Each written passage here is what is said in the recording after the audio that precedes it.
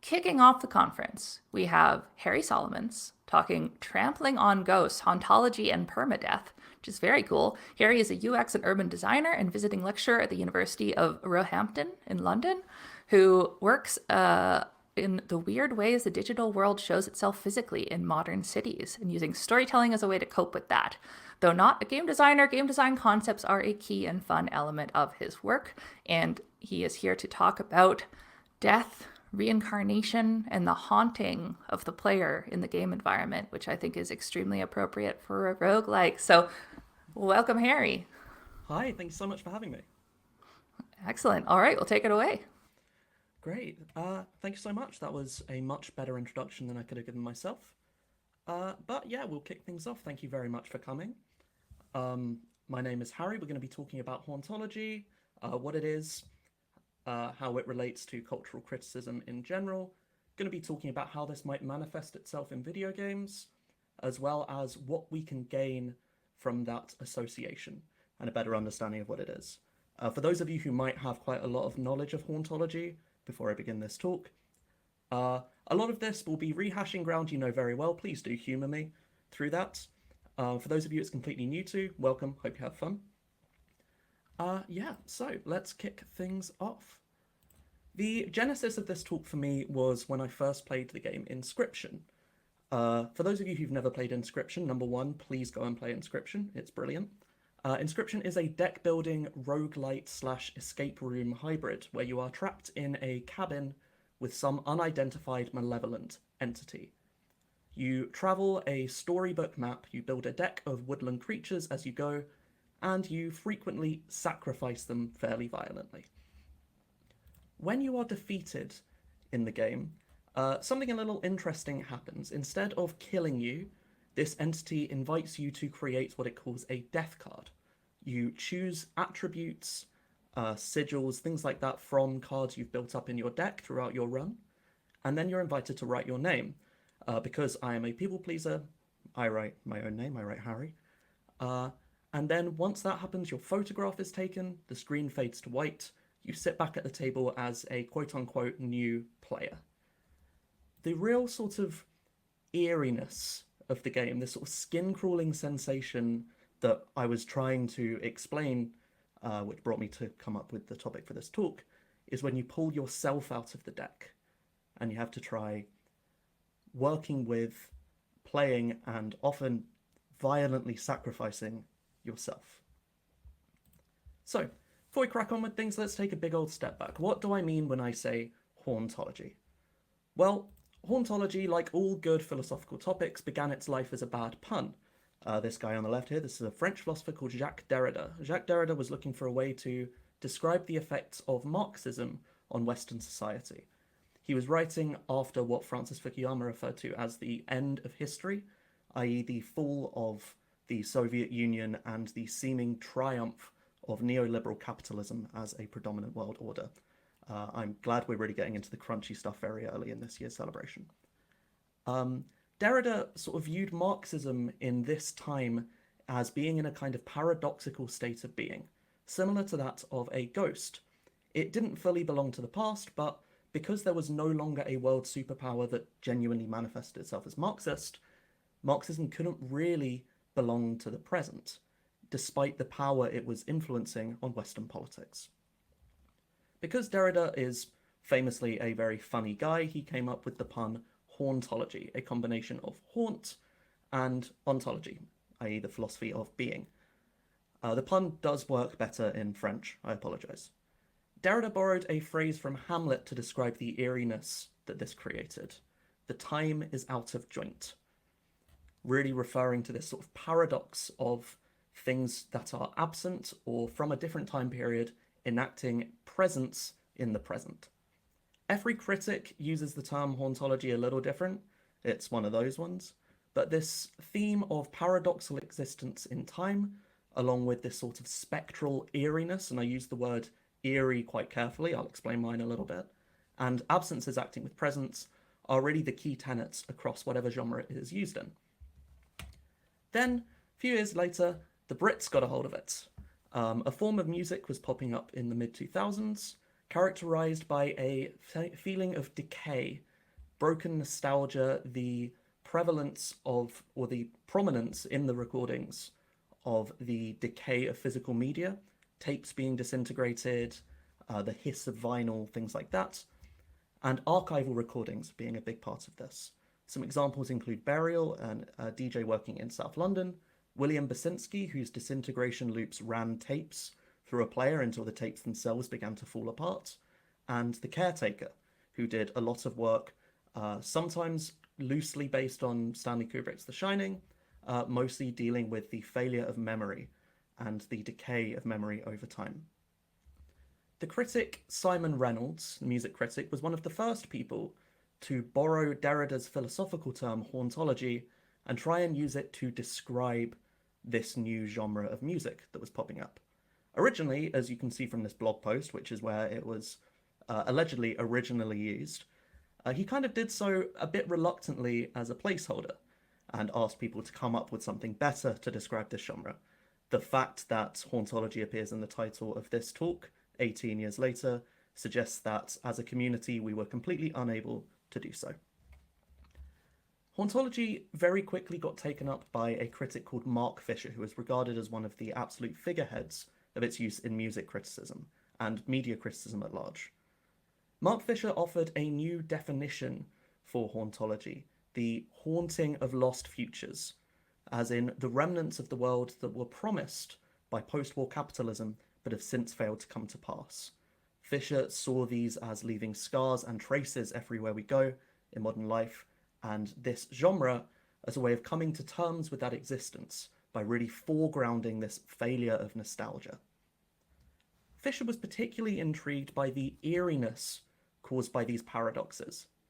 Eeriness, which is why I use that word, is something defined specifically by Fisher as one of two things: a failure of absence, i.e. something being present when it shouldn't be, or a failure of presence, something being missing when it should be there. Fisher also keenly links this to place. His book Ghosts of My Life, which is considered a fairly fundamental text in hauntology, quotes from Savage Messiah, which was a zine written by Laura Oldfield Ford that discussed weird, liminal, hidey holes and spaces created during the regeneration of London for the 2012 Olympics. Oldfield Ford described the city as a palimpsest, constantly overwritten but bearing these faint traces of what was once there. If you just saw a quote of that, I do promise we will be talking about video games not very long. Fisher, of course, loved this. Fisher went on to describe hauntings as a staining of place, as intense events leave a mark that exists far beyond their own time, an absence that can never truly be made absent, a chalkboard with the previous chalk marks still visible. So, again, no critic can really fully agree on a definition of what defines hauntological media, but for the sake of this talk, the things I'm going to discuss share the following themes and ideas. Number one, they have a paradoxical relationship with time. Things from the past popping up in the present, and all of these states of time existing in an overlapping, uncomfortable sense. Second one is this generation of eeriness, this kind of skin-crawling feeling that something is there where it shouldn't be. That's what I mean by the failure of absence, something being absent but not quite succeeding in doing so, enacting some sort of influence over a place where it shouldn't be. Finally, I'm going to try and focus on Fisher's relationship between hauntology and place, the leaving traces in places you've been. So, I told you we'd be talking about video games again. Let's go back to that example in Inscryption. Inscryption is a horror game, kind of. It doesn't really have that much foregrounded horror. There are definitely moments, but it's not a horror game in what you traditionally consider that to be. Inscryption makes heavy use of these techniques, therefore, because it evokes a skin-crawling eeriness. You can keep the horror low-key and still exist in this very uneasy space by leveraging these techniques. To see yourself pulled into your deck is to experience that same disjointedness of time. The me that made that first run, where frankly I wasn't very good at the game, shouldn't be affecting the me that is currently running this one. On top of that, encoded in the card is information about the failed run itself. And because all of these runs failed, there's a strong chance that some of that information is remnant of failure. The attributes and features of this card couldn't win you the game, and you're left with this aching sensation of what might have been, staining what you are currently doing. My proposition for this talk, my main thesis statement, is that roguelikes, roguelites, anything with permadeath are inherently hauntological. Permadeath is a powerful tool of overwriting the same space over and over again. Where games with checkpoints actively restrict you from treading over old ground, permadeath forces you to confront this, forces you to walk in the footsteps, trample over the ghosts of every run you went through that went nowhere. Let's talk about a different game, one that I think deals with this kind of thing a little more explicitly. This is Returnal. Returnal is a roguelite third-person shooter where you play as Celine, a space explorer trying to escape the hostile planet of Atropos.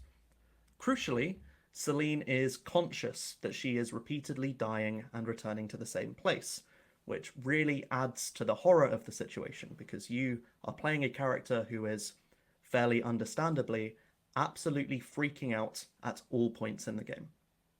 On top of this, you repeatedly encounter corpses. Not just any corpses, these are, as Celine is quick to recognize, her own corpse. And they are often complete with voice notes that Celine does not remember recording. If that wasn't enough horror for you, these corpses do frequently come to life and try, and if you play as well as I do, often succeed to kill you, which is very fun. Again, we see these hauntological themes deployed in the generation of horror. Beyond the quite obvious horror elements of the story, the repeated experiencing of your own death, the reanimation of corpses, and general icky monster stuff, there is a profound eeriness in this game of retreading the grounds of your own death. The thing failing to be absent here is specifically your own failure, not just Celine's failure as a character, but your failure as a player. Try as you might to dismiss your previous runs, move through them, they literally reanimate and try and stop you from doing that, staining and making harsher the very same space that you still need to traverse in order to advance. Each of these corpses represents a version of you that failed, a potential successful future that never came to pass, a ghost that must be trampled across to reach just that little bit further in your journey. Now, I've used games that focus on horror genres to point this out, but that's absolutely not a sensation limited to horror. Like, that skin-crawling eeriness is particularly deployed in horror games, but that's not exactly the whole point.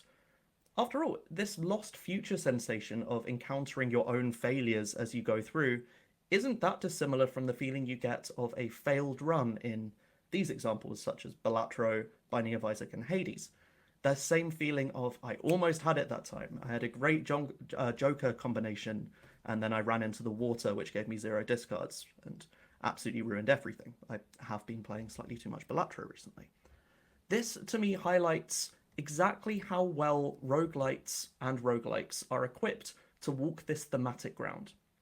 The aim of this talk is to really get you engaging with what death means in the worlds you create. We all deal in a genre that allows you to get really hauntological and spooky with the way in which we write death over and over again on top of itself.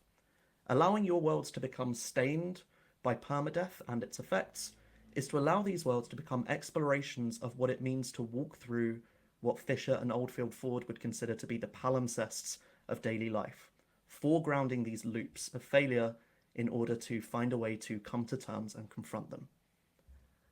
For those of you who were already familiar with Hauntology, there might be one particular question on your mind, which is, why am I still talking about this? After all, Hauntology has existed as a genre, even in its current state, for about 20 years, and by a lot of people has been considered a little overdone for about half of that. Well, to answer that, I was reminded of a video that Jenna Stieber made for Polygon, about time loops and why they seem to be having a real moment in modern pop culture, specifically in video games. Stieber made the point that time loops are uniquely suited for a time that is defined by doom scrolling and anxiety, because they offer a power fantasy that, through consuming almost infinite amounts of information, through getting things perfect and a little better every time you try, even inevitable tragedies can be prevented.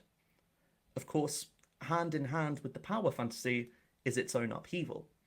Games that are able to encourage this fantasy and then wrest it away from you. Think about, for example, games like Outer Wilds or Elsinore.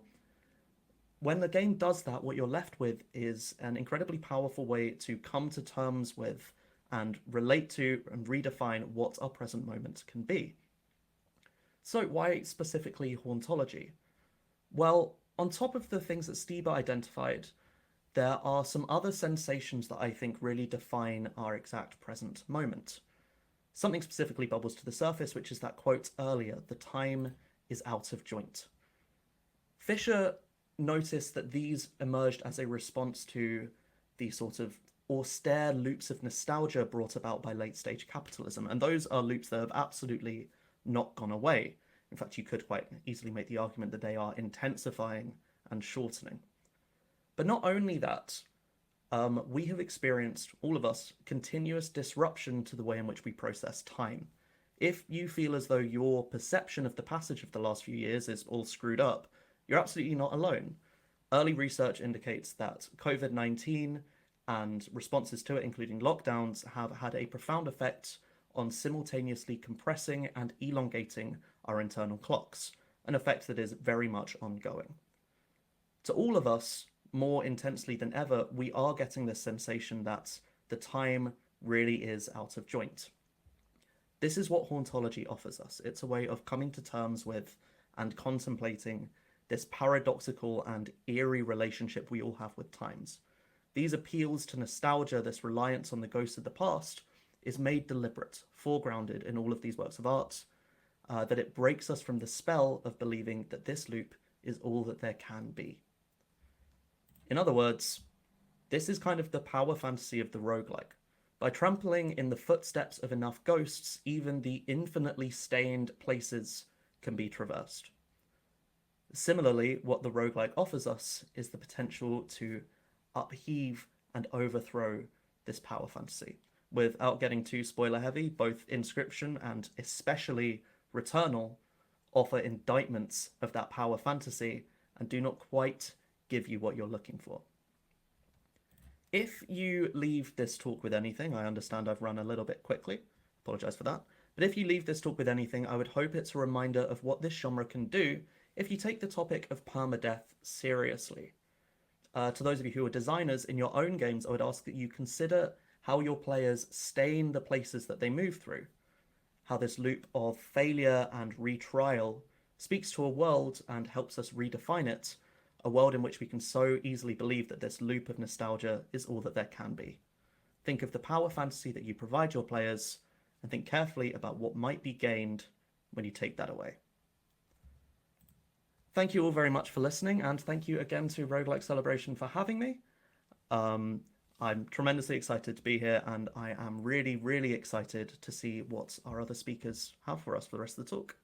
But thank you very much. All right.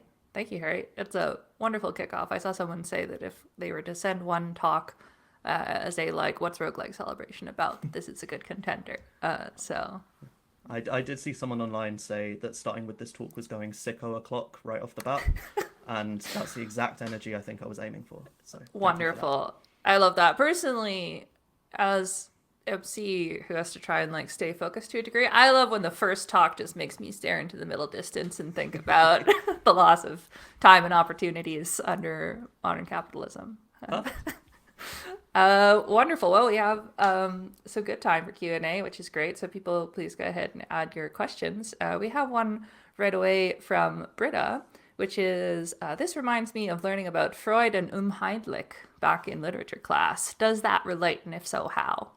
Yeah, Unheimlich is definitely something that, I mean, especially Mark Fisher. I keep coming back to Mark Fisher because he's sort of seen as informally like the father of hauntology.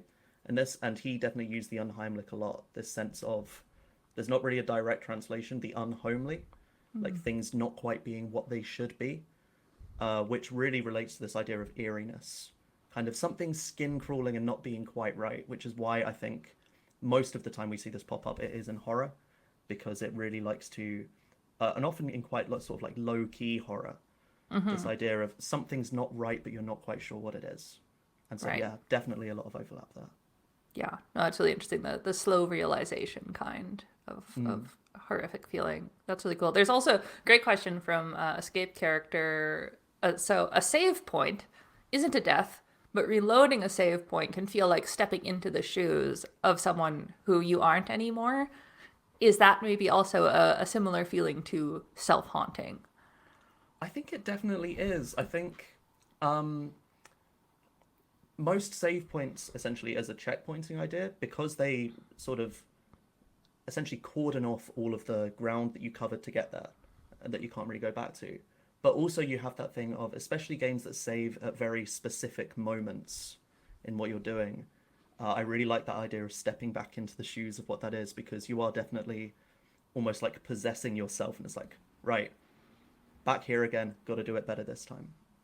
Yeah, it makes me think of, certain Bioware games and like kind of very decision heavy narrative kind of games where you have that of like, I made a decision, it broke bad, someone I cared about died, I reloaded my save file, I made some different decisions, but like I lived the timeline where I did the other thing and killed them, and now I'm kind of like, there is something a bit eerie if you feel it too hard of I have stepped back and now I'm talking to this person who also like I killed them in Yeah, a different save absolutely. file and I've like erased it, but also there's a weird feeling about who I am at that point. I mean, outside of horror, that reminds me of like when I was growing up, I played a lot of a game called Football Manager, which is a sports simulator. And it's that same feeling of I just watched my team get absolutely trounced, and now I'm reloading that save file because I'm unwilling to deal with that. And now I have to see these same fictional men make the same mistakes over and over again. Just like So it's real not sports. exactly, exactly. So it's not limited to horror, but that's I think where it's often the most effectively deployed. Yeah, no, that's a good point. Another good question from Too Much Abstraction. So, what about when you win a run and then you get to go back and start all over again? Does it kind of undercut the horrific themes when you get the victorious version of I did everything I needed to, I won, and now I'm just like starting over again and it's kind of fresh? I think it can do. I'm I mean inclined to think about Inscryption as well. You can win a run and do everything right, and then at the end of the game, I mean slight spoilers for Inscryption here. Um, you can win the run, do everything perfectly, and then you are just dragged right back into the same chair. And so I think as much as it can be this undercutting because you've won the run and now you're going to go through with this knowledge that you can escape, but it's also the idea of you absolutely haven't. You're still over the same ground. You're still back where you started. So I think if it's not done deliberately, I think there's the potential to undercut that. But I think it doesn't necessarily have to. Yeah. It's interesting, and it makes me think. So, a topic that came up in the preview event, we had some interesting discussions of kind of academic game studies and roguelikes, and there was some discussion of roguelikes now in their narrative. I think it was from that talk, kind of drawing more attention and like thematically dealing with these questions of what does it mean that you're doing the runs over and over again? Like Hades is narrativizes this versus in Rogue, it's technical constraint. Like early roguelikes, it was a mechanical thing, but it's not like the narrative was especially drawing attention to this element.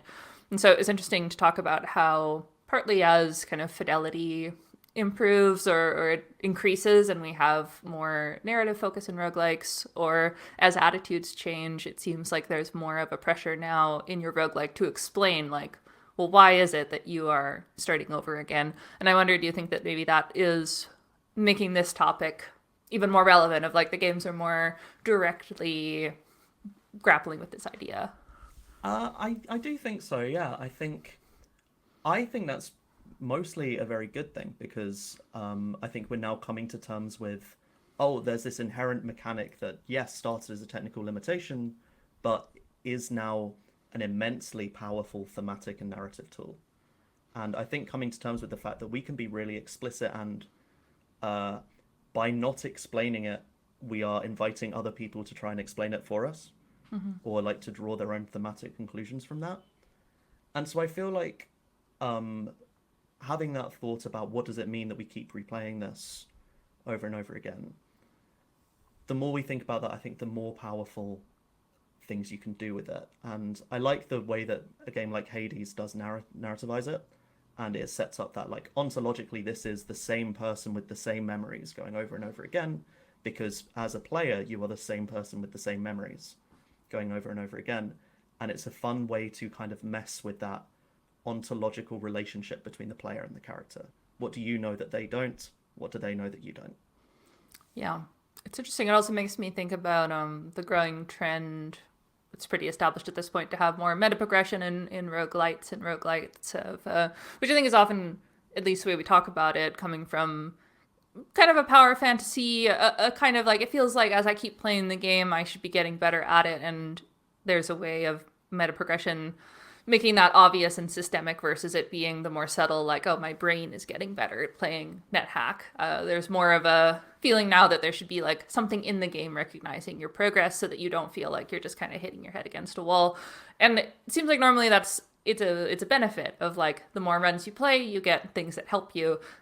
These kinds of discussions makes me think about a flip side of that, of a kind of baggage, of an accrual, of the haunting, of like, is there a take on meta progression that's more about every run you're accumulating things that are weighing you down or adding something eerie and strange to future runs, instead of it just like, I got the upgrade, now I can use the upgrade in the next run. Yeah, I think there's potential to do something that, from a player's point of view, would be incredibly frustrating, which is like each death make you worse. And kind of that accrual of debts. I've mostly focused on like how the space accrues death as you go through it, but there's also definitely the potential for your characters to accrue those same relationships. I mean, Returnal especially, that's something that is narrativized very effectively because, I mean, it's a very brilliantly voice acted game, and the character, because it is the same character with the same memories every time you run through it, is acting with this sort of accrued knowledge of her own repeated death. It's fun to get started with something light and easy, isn't it? Oh yeah, absolutely. Yeah, and even with spaces, it makes me think about like Loop Hero has a feeling of like you're building up the world, and the reality is solidifying as you return to it again and again, which again is like, I think I can, offhand, I think more, and there are the horror examples which tend to be more negative, but there are these kind of positive examples in roguelikes of this feeling that you're increasingly building up the world over time in an interesting way, which it's curious when I'm thinking of newer roguelikes that's coming to mind, when I think that the old versions like of NetHack and things, it is a morgue file, it is finding your own grave, it is all of the items in there are cursed and are probably not a good idea to mess with, which is a much more negative expression of this type of impact in the world.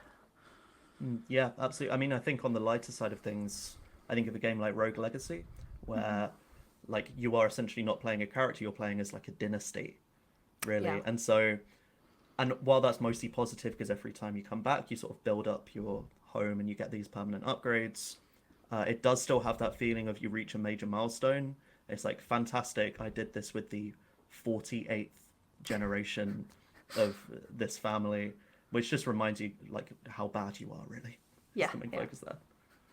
If you could see their portraits and the eyes kind of move to look at you, and disappointingly, I think that would add a certain je ne sais quoi. Rogue Legacy 3, go for it. Absolutely. Excellent. Well, thank you so much. This has been a wonderful kickoff to the conference. And yeah,